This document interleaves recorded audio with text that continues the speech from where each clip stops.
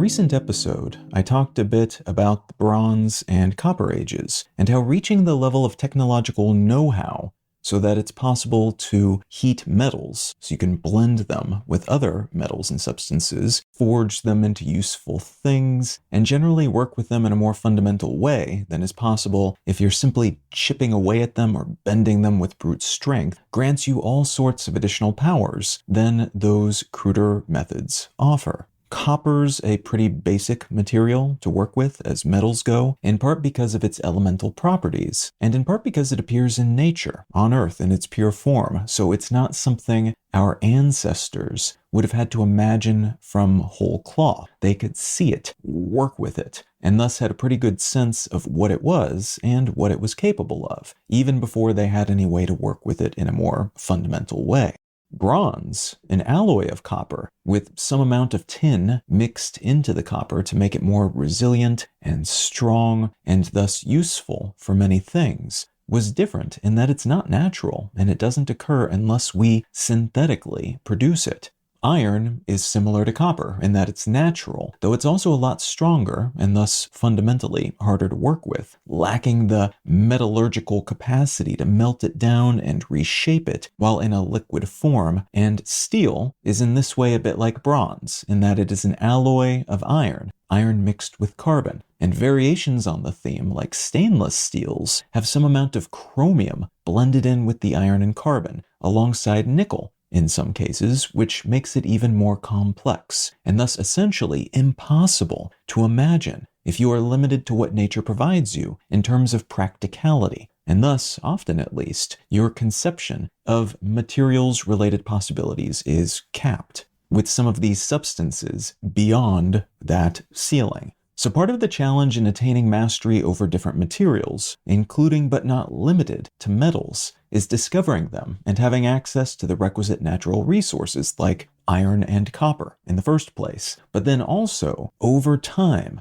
learning that you can manipulate them in various ways, and then, over time, often long stretches of time, generationally long periods of time in some cases, refining those methods of manipulation until it is possible to do so economically, but also typically at some kind of productive scale, allowing you to make enough of the material so you can churn out, for instance, armor and swords made out of it. Or if we're talking about ceramic goods, stuff made of clay and silica and carbon, among other substances, scaling up the process so you can produce more jugs and pots and urns, more food preservation technologies and clay tablets for writing, and bricks for building homes and other structures, and that's alongside the parallel process of simply learning how to capably work with these materials once a sufficient volume of them becomes available. So while metal and clay are different sorts of substances, they are both materials that we use to make objects. We take basic earth-derived stuff and reshape it into things that are useful to us in some way, whether that means as a weapon or a means of manufacturing things, or as clothing or homes, or objects of beauty, artworks, and such.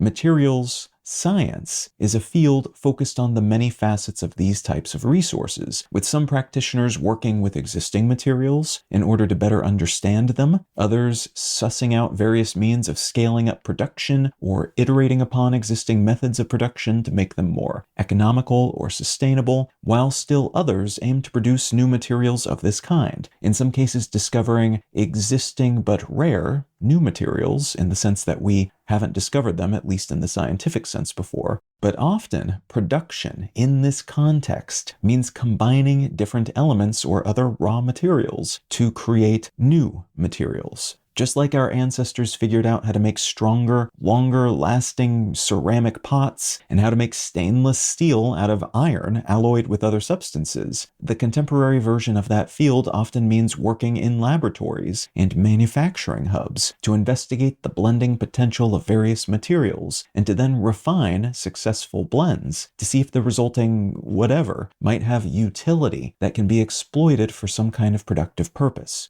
What I'd like to talk about today is materials science and how new innovations in the AI realm could push this field into an entirely new and much faster moving paradigm.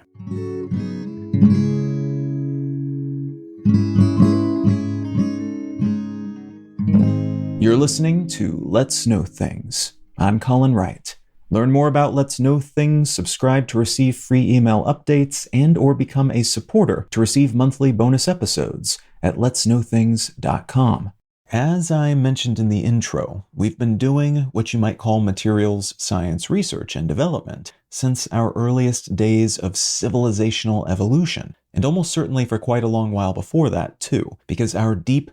historical ancestors were all about making clever use of their environments and the materials in those environments to get a leg up over their competition. That said, modern materials science arose out of earlier, differentiated fields like metallurgy and ceramics engineering, classes, and laboratory setups. Some of these educational and commercial hubs slammed together into new unified materials science departments in the 1960s, when the U.S. Advanced Research Projects Agency, the precursor to the Defense Advanced Research Projects Agency, or DARPA, started throwing money at universities with laboratories that seemed capable of helping the U.S. economy, and by association the U.S. military, gain broad-scale advantages over their international peers and competition by approaching materials research not just from the 30,000-foot macro scale view that pretty much every department had approached such things from until this point, but also the micro scale, atomic level perspective, something more fields were beginning to attempt in the wake of World War II, and the increasingly common realization that we've been missing out on a lot, not looking at things from that atomic level up till that point, and that by leveraging advanced understandings about how these substances work from other fields like physics, we could probably speed up our development of new, incredibly useful, omniversatile materials like steel and aluminum dramatically. This would allow us to start our research with assumptions based on molecular and atomic science, rather than empirical, observational, comparably quite slow approaches. And that meant rather than waiting to observe and measure something interesting that happened, usually as a consequence of doing a lot of fiddling around and hoping for good luck, over and over day after day, we could instead very intentionally start cycling through all the potential blends that these other scientific understandings have told us are both possible and might be useful or interesting for various reasons. In the decades since, materials science has expanded still further, encompassing new and ever smaller scales, and new material types like polymers, plastics, basically, that were not really a thing when the unified field first itself became a thing. The impact this reorganization and refocus has had on the development of new materials cannot be overstated. Among other things, innovations in this space have led to the development of artificial skin for burn victims, metal composites that have worked their way into all kinds of consumer products, making them more durable and lightweight, the production of medical hardware capable of performing magnetic resonance imaging and ultrasounds, the materials required to produce microchips of ever smaller sizes but with ever denser capacities, nanotechnologies that have allowed for the shrinking of all sorts of components and devices, and the materials that have made the rapidly increasing efficiencies of solar panels possible, alongside the materials used in wind turbine blades and in batteries, with ever-embiggening capacities, safety features, and durabilities. The modern world, in essence, all modern technologies, and especially all digital goods, but also everything made out of any kind of metal or plastic that is not raw iron or copper, both of which are increasingly rare in consumer goods at least, was enabled by the field of materials science. Lacking that mid-20th century development, it's a fair bet we would have been held back in pretty much every other scientific field, and thus technological development as well. That ubiquity and importance is part of why a recent announcement by Google's DeepMind division, an artificial intelligence lab positioned under the larger company's brand umbrella, has been getting so much attention. DeepMind has become well known for its upending of the world of chess, the game of Go, and more recently for creating a protein structure database that contains all of its predictions for the 3D structures of folded proteins, showing how more than 200 million proteins will likely look based on their amino acid sequences alone, solving what has long been called the protein folding problem, which I spoke about at greater length in a previous episode of this show. So we've got a database full of protein ingredients, amino acids strung together for all the proteins that we've ever discovered. But just having those ingredients in the right order does not tell us what the finished proteins will look like in 3 dimensions in real life once they've been built, because after those amino acids string together, they fold up into a final shape. Figuring out how a finished folded protein made up of a particular combination of ingredients, how they would actually look in real life, has thus been a time-consuming, ponderous, and expensive effort. All of science, our entire human civilization-wide scientific effort for all of history, was able to demonstrate the final folded structures of something like 170,000 of the more than 200 million proteins that we knew about up till the early 2020s. That changed, and dramatically, with DeepMind's AlphaFold program, which, using an AI technique called deep learning, was able to predict, imperfectly, but with enough accuracy to successfully predict single mutation effects, what will happen if a protein has a single change to one of its amino acids and how that will impact the final shape of the folded protein, basically. It was able to predict all those known proteins in our existing database, more than 200 million of them. So these are predictions that are usable for many use cases and at what has been called a borderline miraculous or magical scale, applying this prediction model to every single protein we know about as a species at this point. That same lab has now applied a similar AI system to predicting and simulating how various materials will work together if blended, and how their fusion, the product of that blending, will behave, what properties that resulting substance will have.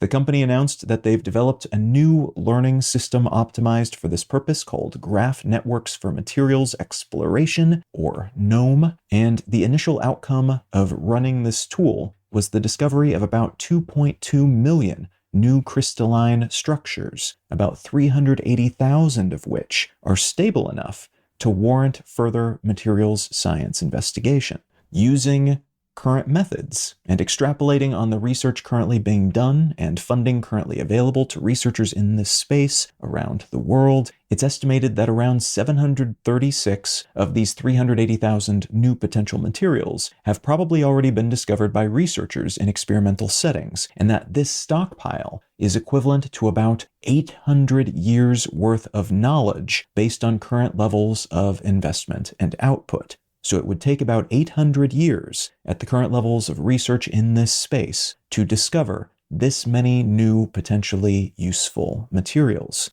all of which is wonderful, as like with the folded protein predictions provided by AlphaFold, this new GNoME model gives materials scientists some focused areas to be looking at, making every experiment more likely to provide us with usable outcomes, rather than the shot-in-the-dark approach that's more common when looking into unfamiliar blends of materials. Many of these 380,000 potential new structures will likely not be useful for today's purposes then, but this type of research rigs the dice so that each investigation is relatively more likely to yield something really valuable, which could prove to be hugely beneficial, especially since that catalog of potentially useful structures, like the Protein Fold Catalog, has been published and made available to whomever wants it for free. There is still a lot of work to do, of course, churning through all of these potentially useful materials, which is why another development in this space, what is sometimes called self-driving labs, is also notable and potentially vital for the more rapid development of materials science. Self-driving labs are basically lab spaces optimized for robotics that allow non-human robot arms and other hardware to perform the requisite, often slogging, ponderous, tedious work of basic materials science experimentation safely and continuously around the clock. So just as you might automate a fast food restaurant by telling some software what ingredients to combine and how to process them in order to make a burger or some fries, keeping tabs on the temperature of everything and what's been mixed with what along the way using specialized automated equipment, you can also tell some software what materials you want it to combine and how, and have it keep track of everything's properties throughout the process using an array of sensors. And then some robot arms, or maybe just a big box with pipes and the ability to move stuff from here to there when it wants to, will combine a slew of varied substances from a catalog of options, and then keep tabs on the resulting materials that come from that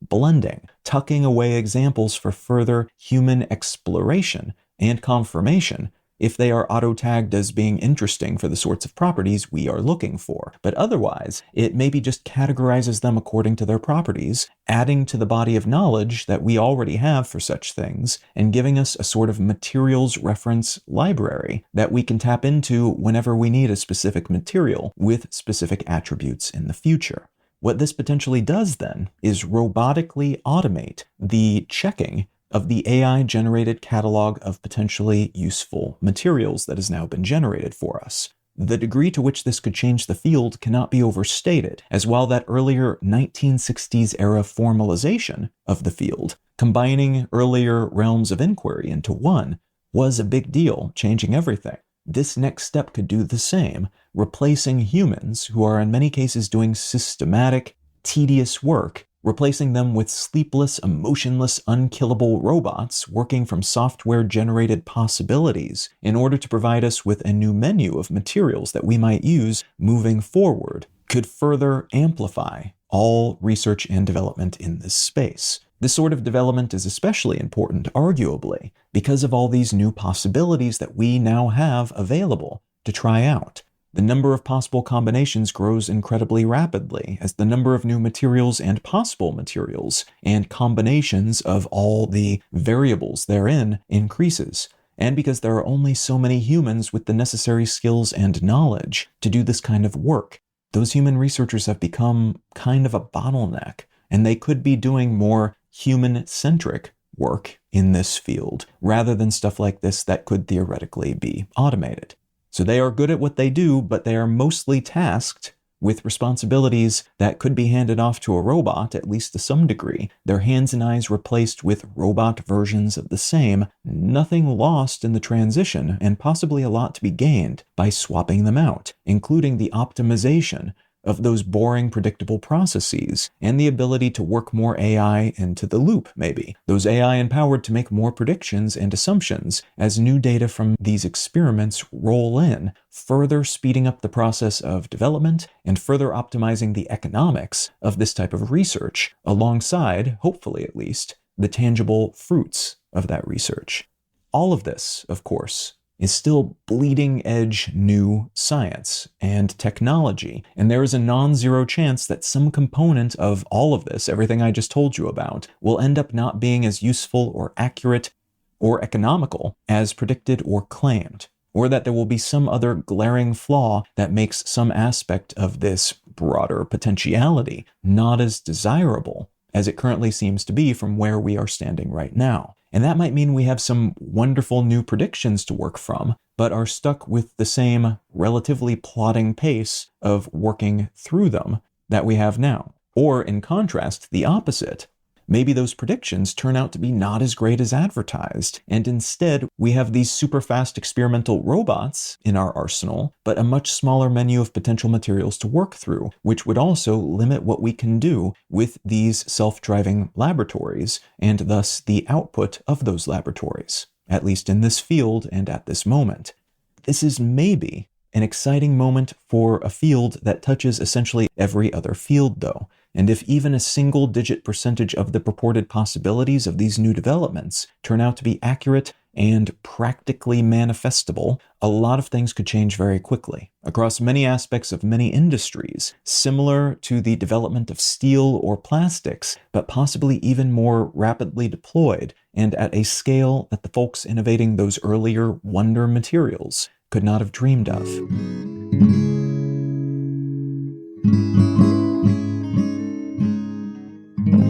The book book I'd like to recommend today is called Drunk on All Your Strange New Words by Eddie Robson. This is a science fiction novel, speculative fiction if you prefer, that features a translator, but a translator who works for the cultural attaché for an alien species that has developed a peaceful diplomatic relationship with humans on Earth. This alien species, though, does not communicate the way that we do, and for those able to hear them in their minds and to then translate what they're trying to say back and forth, the act of engaging in that kind of translation process causes similar effects of getting just wildly sloppy drunk.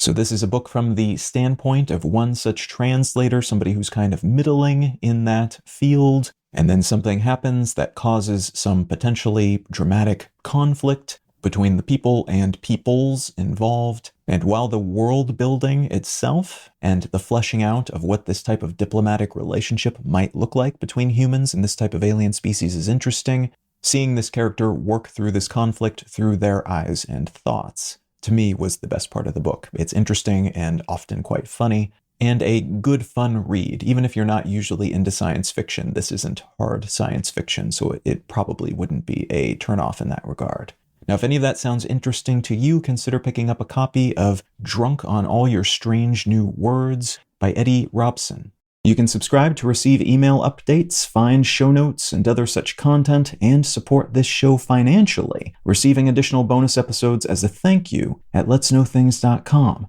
Learn more about me and my work at Colin.io. Subscribe to my other news-focused podcast, One Sentence News, wherever you get your pods, or at onesentencenews.com. And say howdy on social media. I'm at Colin is my name on Instagram and Twitter, and Colin Wright on Facebook and YouTube. Thank you so much for listening. I'm Colin Wright, and I'll talk to you again next week.